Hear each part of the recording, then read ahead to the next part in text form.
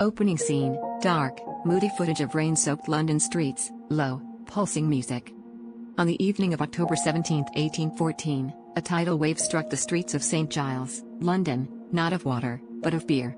Imagine it, over 320,000 gallons of fermenting porter, unleashed in a roaring flood, tearing through homes and taverns with the force of a nightmare.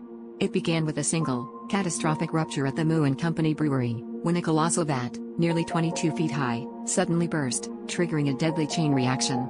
Within moments, the walls of the brewery crumbled, and a brown tsunami surged upward, drowning the unsuspecting neighborhood in chaos and tragedy. On-screen text, Moo & Company Brewery, Tottenham Court Road, October 17, 1814. As the torrent thundered down New Street and George Street, entire families were swept away in their own homes. Cellars and basements, crowded with the city's poorest residents, filled in seconds.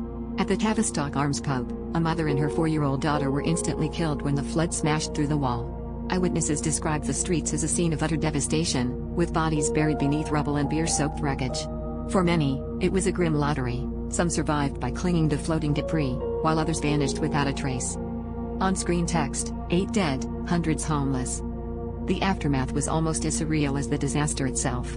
Crowds gathered to scoop up the free-flowing beer, while others wept over lost loved ones. In a chilling twist, the brewery faced no serious consequences. The courts ruled the flood an act of God, and not a soul was held accountable. This strange loophole would haunt the survivors, who received little compensation as they struggled to rebuild their shattered lives. Buried in the city's archives, the London beer flood remains a bizarre and unsettling footnote in history, one that few remember, but none who lived through it could ever forget. On-screen text, from a simple crack in a vat, a river of death was unleashed.